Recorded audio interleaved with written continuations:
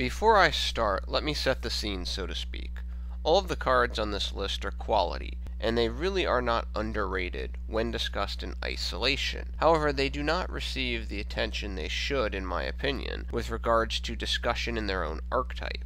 This mindset is what gave rise to the subtitle. These cards are basically Jan Brady cards to certain other Marcia Brady cards. Make no mistake that Marcia Brady cards certainly deserve the attention they receive, but how about some appropriate respect for the Jan Brady cards as well? Basically, if these Jan Brady cards were in some other archetype, people would give them much more attention.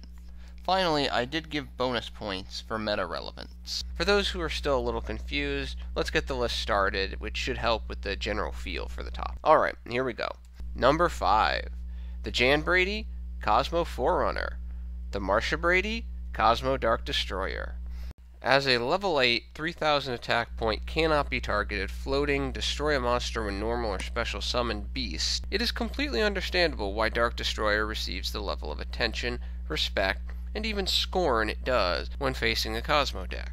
However, Forerunner has almost become the forgotten Cosmo monster, with Dark Destroyer and to lesser extent Dark Lady and Tin Can grabbing all of the attention. Forerunner is a 2800 attack point, cannot be targeted, floating, grab 1000 life points during your standby phase monster that nets more opportunities for Cosmo Psychics and Town to activate their effects. Also, as a light, it works in association with Honest to typically guaranteeing 2800 damage to the opponent when attacking, a backup feature that Dark Destroyer does not have available.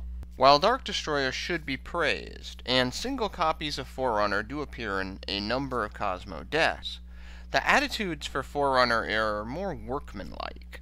Where's the respect for Forerunner? Number 4. The Jan Brady, Ryza the Mega Monarch. The Marcia Brady, Erebus the Underworld Monarch. It's understandable that Ryza would complain about its lack of attention.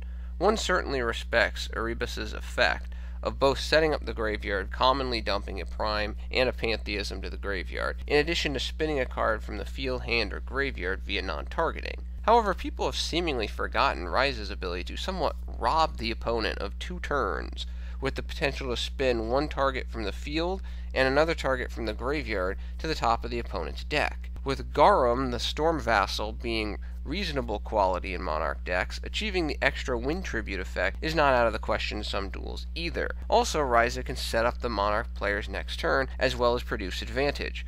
It is difficult to argue that Ryza is not a quality monster, so why does Ryza get overshadowed? My guess is the anti-targeting concern that grips the game as it currently stands. Erebus should be run in Monarch decks. However, why does Ryza have to sit on the sidelines when Monarchs can search for it via either Aether or Return of the Monarchs? Number 3. The Jan Brady, Forbidden Chalice. The Marcia Brady, Effect Veiler. Let's consider this archetype monster negation just for the sake of argument and theme. Chalice has seemingly been that off-and-on tech card ever since it was released, but has seemingly lost more and more ground to Effect Veiler over the years.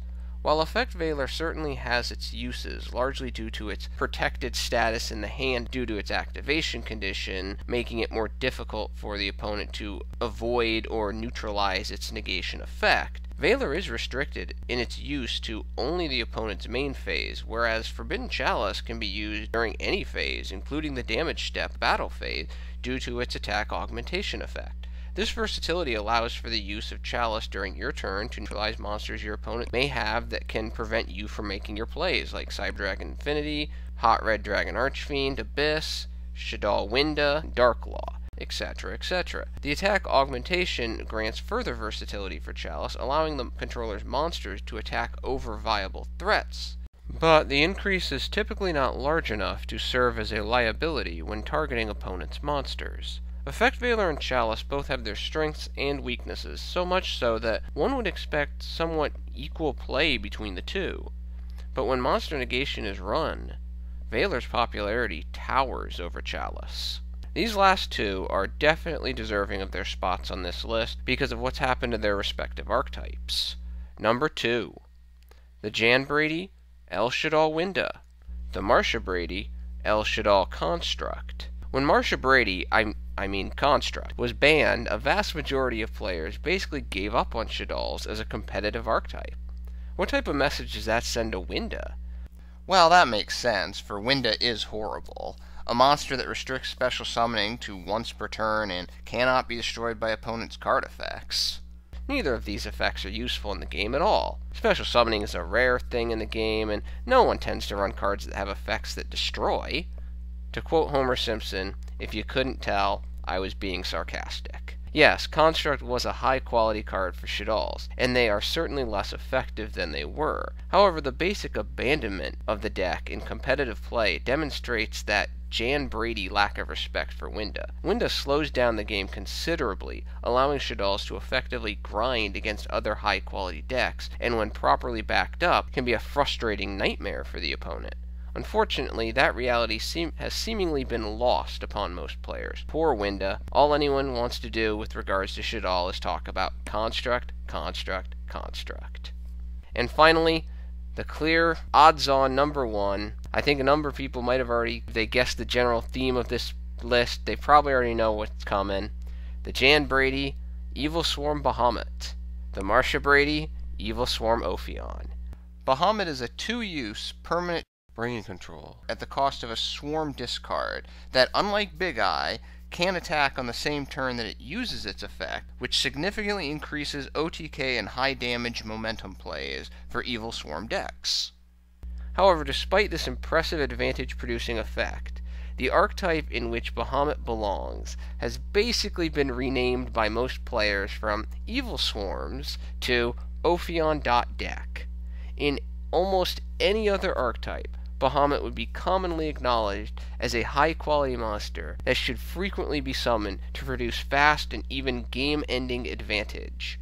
Of course, Ophion is a fantastic card, but maybe one of the reasons that Evilswarm has not done anything the last few years, despite Ophion's talents, is that too many people think Ophion is the only game in the Evilswarm town, building the entire play strategy around it. Such a situation represents the ultimate level of Marcia Brady-Jan Brady relationship. Overall, one might wonder why some other masked hero monster is not on this unique, strange list, overshadowed by the ever-present Dark Law. The Jan Bradys on this list are all high-quality cards. In my opinion, none of the other masked heroes, except for Acid, which receives the proper level of respect, are good enough to claim that they do not receive enough respect, so there was nothing to pair against Dark Law. Well, that's my list. What quality cards do you, the viewer, think are heavily overshadowed in their own archetype by another omnipresent card? Thank you for your attention and your time. I'm out.